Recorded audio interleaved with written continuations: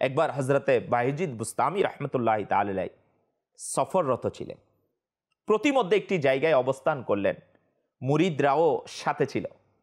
হজরতে বায়েজিদ বুস্তামি রহমতুল্লাহ তাআলা নিজের জামা ধৌত করলেন। মুরিদরা আরজ করলো, জনাব জামাটি সামনের দেওয়ালে ঝুলিয়ে দিন যাতে শুকিয়ে যায়। বললেন, না, এটা যার দেয়াল তার কাছ থেকে আমি অনুমতি নিইনি। মুরিদরা আরজ করলো, তবে তা গাছের ডালে ঝুলিয়ে দিই। বললেন, গাছের ডালে পাখিরা বসে, আমি পাখিদের থেকে তাদের বসার স্থান কিভাবে কেড়ে নিই? প্রিয় ইসলামী ভাইয়েরা, মুরিদরা আরজ করলো, জনাব তবে জামা মুবারকটি আমরা ঘাসের উপর বিছিয়ে দিই। বললেন, না, ঘাস প্রাণীদের খাদ্য, আমি তাদের খাবার তাদের থেকে ঢেকে রাখতে পারি না।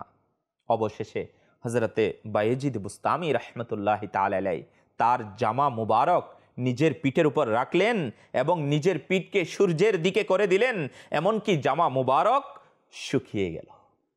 প্রিয় ইসলামী ভাইয়েরা ও মাদানী চ্যানেলের দর্শক শ্রোতা, আমাদের পূর্ববর্তী বুজুর্গানে দ্বীনের উত্তম স্বভাব কেমন ছিল?